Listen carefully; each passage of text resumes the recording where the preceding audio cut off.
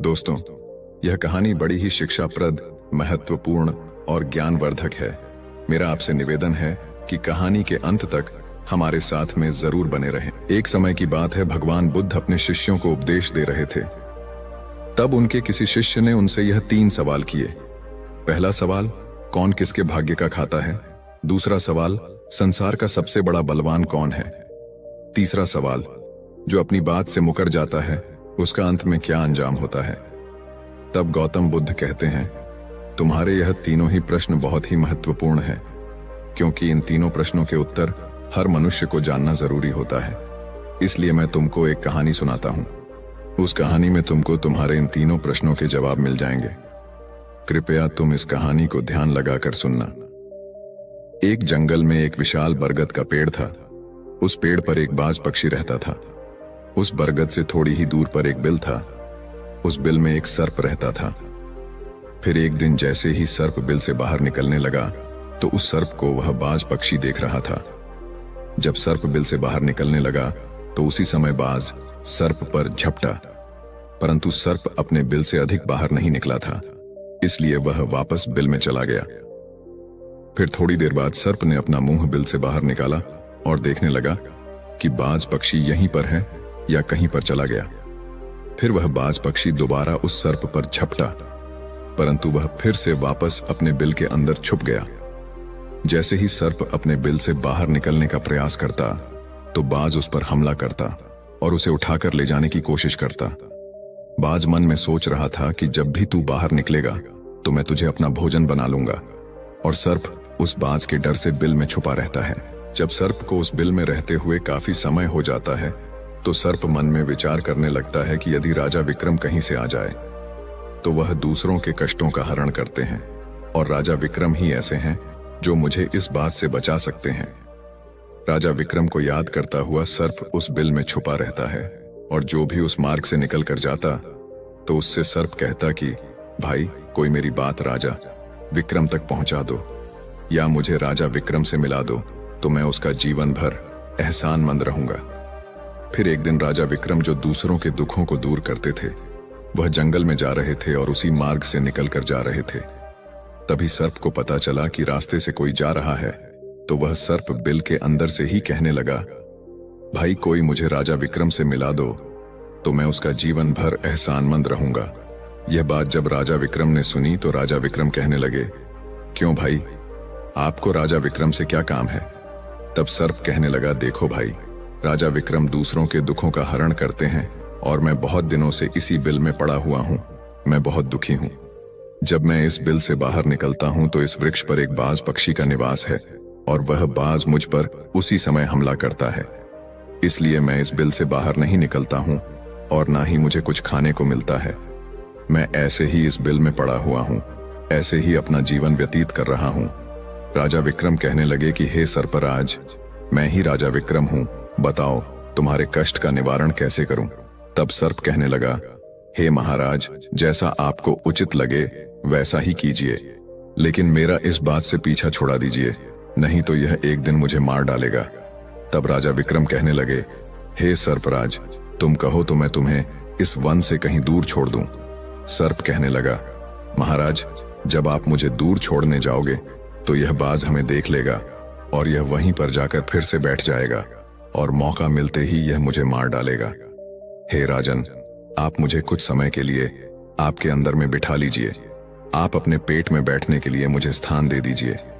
तब इस बाज को पता नहीं चलेगा कि सर्प कहाँ गया, और तब मैं आपके साथ इस वन से बहुत दूर चला जाऊंगा, और आगे जाने के बाद मैं आपके पेट से बाहर आ जाऊंगा। तब राजा विक्रम कहने लगे, ठीक है सर्पराज, आप मेरे पेट में प्रवेश कर जाइए। राजा विक्रम अपना मुंह खोल देते हैं और वह सर्प राजा विक्रम के पेट में प्रवेश कर जाता है और राजा विक्रम के पेट में जाकर के बैठ जाता है। जब राजा विक्रम वन में आगे गए और आगे काफी दूर पहुंचने के बाद उस सर्प से कहने लगे कि हे नागराज, अब आप मेरे पेट से बाहर आ जाइए। अब यह सुनसान वन है, इसमें कोई बाज आपको परेशान नहीं करेगा। यह बात सुनकर नागराज कहने लगा कि नहीं महाराज, अब मैं आपके पेट से बाहर निकलने वाला नहीं हूं। राजा विक्रम ने कहा, क्यों भाई, आपने तो मुझसे यह वादा किया था कि आप मुझे आगे सुनसान वन में छोड़ देना। मैं आपके पेट से बाहर निकल जाऊंगा। अब क्या हुआ? सुनसान वन आ गया। अब आप बाहर निकलिए। सांप कहने लगा कि देखो महाराज, जैसा रहने का आनंद आपके पेट में है वैसा उस बिल में नहीं मिलता। अब मैं तुम्हारे पेट से कभी बाहर नहीं निकलूंगा। राजा विक्रम मन में सोचने लगे कि यह तो बड़ा ही दुष्ट सर्प है, अब मैं क्या करूं? और अब उसके जहर के प्रभाव से महाराज विक्रम के पूरे शरीर से कोढ़ फूटने लगा और महाराज विक्रम के शरीर से कोढ़ निकल आया। राजा विक्रम मन में सोचने लगे कि अब मैं यदि राजधानी को वापस जाऊंगा तो यह अभी संभव नहीं है, क्योंकि मैं इस वक्त कोढ़ी हो गया हूं और मुझे इसी वन में रहकर इस नागराज से भी छुटकारा पाना है। यह सोचकर महाराज विक्रम एक पेड़ के नीचे झोपड़ी बनाकर सो जाते हैं। उनके शरीर से कोढ़ टपकने लगा और बदबू आने लगी, जो कि सर्प का जहर था। सर्प कुंडली मारकर राजा विक्रम के पेट में बैठा हुआ था। राजा विक्रम उस वन में एक कोढ़ी की हालत में पड़े हुए थे। अब इधर उन्हीं के समय एक प्रसिद्ध जनपद था श्रावस्ती, और श्रावस्ती नगरी के महाराजा थे ताम्रध्वज।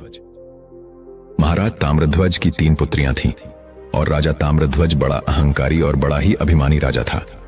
फिर एक दिन उसने अपनी 3 बेटियों से पूछा कि बताओ बेटियों, तुम किसके भाग्य का खाती हो? फिर उनमें से 2 बेटियां तो राजा के डर से कहती हैं कि पिताजी, हम तो आपके भाग्य का ही खाते हैं। परंतु उनमें से राजा की एक चित्ररेखा नाम की बेटी थी। वह चित्ररेखा अपने पिता ताम्रध्वज से कहती है कि नहीं पिताजी, मैं किसी के भाग्य का नहीं खाती हूं, मैं तो केवल अपने ही भाग्य का खाती हूं। उस बेटी की बात सुनकर राजा को बहुत क्रोध आया। राजा ने उसी समय नाई और ब्राह्मण को बुलाया। राजा नाई और ब्राह्मण से कहने लगा कि मेरी इन दोनों बेटियों का रिश्ता तो आप किसी राजा के यहां करके आइए, और जो यह बड़ी वाली बेटी है इसका रिश्ता किसी कोढ़ी कलंकी या जिसके हाथ पैर ना हो उसके साथ करके आइए। फिर राजा का आदेश मिलते ही नाई और ब्राह्मण उन 3 बहनों का रिश्ता करने के लिए चल देते हैं। उन्होंने राजा की दोनों छोटी बेटियों का रिश्ता तो राजवंशों में कर दिया, परंतु तीसरी बड़ी बेटी के लिए वर ढूंढते ढूंढते हुए उसी वन से निकलकर जा रहे थे जिस वन में राजा विक्रम अपनी झोपड़ी में कोढ़ी के रूप में पड़े हुए थे। उनके शरीर से कोढ़ बह रहा था, तो राजा विक्रम को देखकर नाई और ब्राह्मण आपस में कहने लगे कि इससे अच्छा तो कोई व्यक्ति हमें नहीं मिलेगा, इसीलिए इसके साथ ही राजा की लड़की का संबंध करके चलते हैं। फिर राजा विक्रम के साथ नाई और ब्राह्मण ने राजा ताम्रध्वज की लड़की चित्ररेखा का विवाह तय कर दिया, और राजा ने भी बहुत जल्दी ही चित्ररेखा को उस वन में ले जाकर के वहीं उस कोढ़ी राजा विक्रम के साथ उसका विवाह संपन्न कर दिया। राजा विक्रम जैसे महापराक्रमी राजा समय की चपेट में आ गए और एक कोढ़ी का जीवन गुजर कर रहे थे। वह लड़की बड़ी ही पतिव्रता थी। वह अपने पति राजा विक्रम की सेवा करती थी, और वह दोनों छोटी बहनें जो थीं, वह बड़े बड़े राजाओं के घर में गई तो वह तो आराम की जिंदगी जी रही थी, लेकिन चित्ररेखा राजा विक्रम के साथ दुखी जीवन काट रही थी। कहते हैं जो अपने नियम और सिद्धांतों पर रहता है और जो धर्म का पालन करता है, ईश्वर हमेशा उसे सुखी रखना ही पसंद करता है। भगवान उसे हमेशा आनंद प्रदान करता है। इसलिए उस झोपड़ी में रहते रहते चित्ररेखा को राजा विक्रम के साथ बहुत दिन बीत जाता है। उस झोपड़ी के पास एक पीपल का वृक्ष था और उस वृक्ष के नीचे एक दूसरे सर्प का बिल था। एक रात राजा विक्रम सो रहे थे और रात्रि का समय था, तो चित्ररेखा महाराज विक्रम की सेवा कर रही थी। उसी समय उस बिल से एक सर्प बाहर निकलता है और बाहर निकलकर जो राजा विक्रम के पेट में सर्प था, उस सर्प से कहने लगता है, अरे दुष्ट, अपने वचन से मुकर गया। तूने तो महाराज विक्रम से कहा था कि मैं दूर वन में जाकर तुम्हारे पेट से बाहर निकल जाऊंगा, और तू ऐसे परोपकारी राजा के पेट में जाकर के बैठ गया। तुम्हारे जहर के कारण राजा के पूरे शरीर से कोढ़ निकल आया। अरे तुझे शर्म नहीं आई कि तूने कितना गलत काम किया है? इतने समय में राजा विक्रम न जाने कितने ही जीवों का दुख दूर करते। वह सर्प आगे कहता है, यदि कोई सुन रहा हो तो मैं तेरे मरने का उपाय बताता हूं। यदि कोई गंगा जल ला करके इस राजा को पिला दे तो तेरे उसी समय 100 टुकड़े हो जाएंगे और मल के रास्ते से बाहर निकल जाएगा। अब राजा के पेट के अंदर बैठा हुआ जो सर्प था, वह दूसरे सर्प से कहने लगा कि तेरे जैसा भी मैंने कभी नहीं देखा। धन के खजाने पर कुंडली मारकर बैठा है, यदि यह धन मानव समुदाय के कल्याण के लिए लगाया जाता तो इससे न जाने कितने मानवों का भला होता। मैं भी तेरे मरने का उपाय बताता हूं। यदि कोई सुन रहा हो तो कोई एक पीपा तेल गर्म करके तेरे बिल में डाल दे तो उसी समय तू नष्ट हो जाएगा, और इस बिल वाले स्थान की खुदाई करेगा तो यहां पर अपार धन संपत्ति निकलेगी। उस बात को चित्ररेखा बड़े ध्यान से सुन रही थी। चित्ररेखा के मन में विचार आया कि यह राजा विक्रम है और इनके पेट में एक सर्प बैठा हुआ है, इस कारण महाराज के शरीर से कोढ़ निकल रहा है।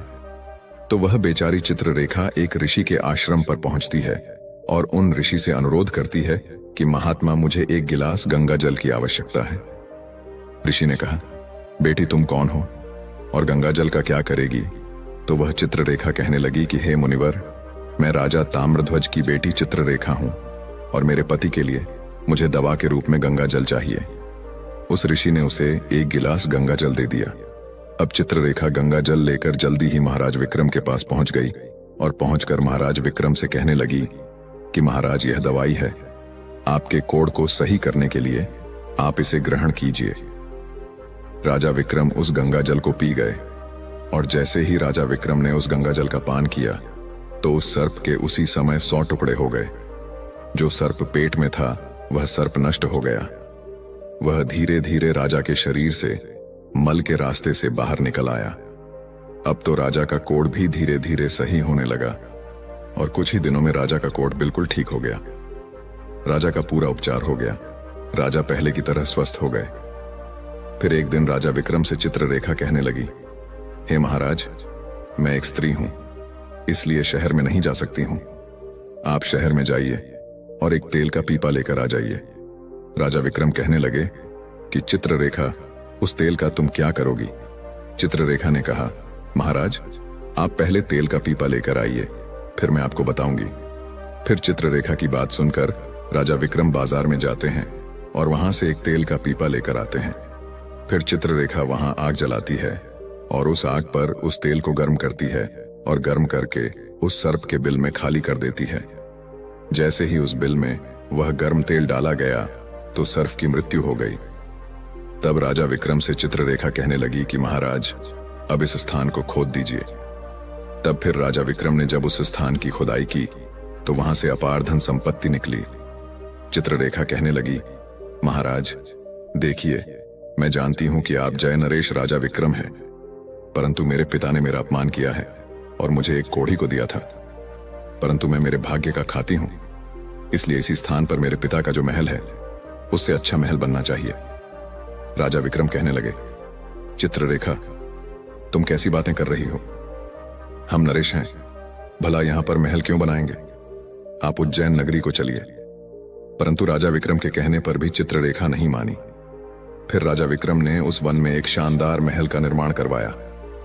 इस संसार में सबसे बलवान समय होता है और कोई बलवान नहीं होता है। जिसका समय अच्छा होता है वह आगे बढ़ता रहता है और जिसका समय खराब हो जाता है, जिसका समय विपरीत होता है, वह पतन की ओर अग्रसर हो जाता है। फिर राजा ताम्रध्वज पर एक दूसरा राजा आक्रमण कर देता है और उस आक्रमण में ताम्रध्वज पराजित हो जाता है और राजा ताम्रध्वज अपने परिवार सहित प्राण बचाने के लिए उसी वन में पहुंच जाता है। जब वन में राजा भूखा प्यासा भटक रहा था, फटे हुए वस्त्र और भूख से पीड़ित और प्यास से राजा का गला सूखा जा रहा था, तो राजा घूमते घूमते उस चित्ररेखा और राजा विक्रम के महल के नजदीक से गुजरता है। तो चित्ररेखा अपने पिताजी को पहचान जाती है। चित्ररेखा ने अपने एक सेवक को भेजा और सेवक भेजकर महाराज ताम्रध्वज, जो कि एक फटी हुई हाल में थे, उनके पास वस्त्र नहीं थे, उन्हें बुलवाया। ताम्रध्वज ने सोचा कि यह न जाने कौन है और हमें क्यों बुला रही है। जब राजा ताम्रध्वज उस लड़की के पास पहुंचे तो लड़की को पहचान लिया। चित्ररेखा ताम्रध्वज से कहने लगी कि पिताजी, मैं वही चित्ररेखा हूं और मैं आपसे यह कहती थी कि मैं मेरे भाग्य का खाती हूं। देखिए, मैं मेरे ही भाग्य का खाती हूं, आपके भाग्य का नहीं खाती हूं। आपने मुझे एक कोढ़ी को दिया था, परंतु मेरे भाग्य में तो एक सम्राट लिखा था। देखिए पिताजी, मैं उज्जैन नरेश राजा विक्रम की पत्नी हूं। राजा ताम्रध्वज मन में विचार करता है और अपनी उस लड़की से अपने अपराध के लिए क्षमा मांगता है। इस संसार में सबसे बड़ा बलवान समय है और हर कोई व्यक्ति किसी दूसरे के भाग्य का नहीं खाता है। हर कोई यह सोचता है कि यह मेरे भाग्य का खा रहा है, लेकिन नहीं, कोई किसी के भाग का नहीं खाता है। जो कोई खाता है वह अपने भाग्य का ही खाता है। हर दाने दाने पर खाने वाले का नाम होता है। आप यह ना सोचें कि हम किसी को खिला रहे हैं। आप किसी को खिलाने वाले कौन होते हैं? इस संसार को खिलाने वाला तो एक ही है, और वह है परमेश्वर। जो अपनी बात से मुकर जाता है उसका अंत वही होता है जो राजा विक्रम के पेट में बैठे हुए उस सर्प का हुआ था। अंततः वह विनाश को प्राप्त होता है। हमेशा सत्य की ही जीत होती है और अधर्मी, अत्याचारी और पापियों का अंत होता है। इस तरीके से राजा विक्रम और उसकी पत्नी चित्ररेखा ने राजा ताम्रध्वज का बड़ा स्वागत किया। वह राजा विक्रम महाराज ताम्रध्वज को अपने साथ उज्जैन ले आए और बाद में राजा विक्रम ने अपनी सेना राजा ताम्रध्वज के साथ भेजी, और जिस राजा ने ताम्रध्वज को पराजित किया था उससे अपना राज्य वापस पा लिया। जिसकी किस्मत अच्छी होती है, जिसके कर्म अच्छे होते हैं, उसे ईश्वर कहीं ना कहीं से देता है। हम और तुम तो अपने परिवार का पालन करने में भी हिचक जाते हैं, लेकिन इस संसार का पालन करने वाले को देखिए, वह पूरे संसार का हर जीव जंतुओं का ध्यान रखता है। तो दोस्तों, आपने आज के इस वीडियो से क्या सीखा वह मुझे आप कमेंट बॉक्स में बता सकते हैं।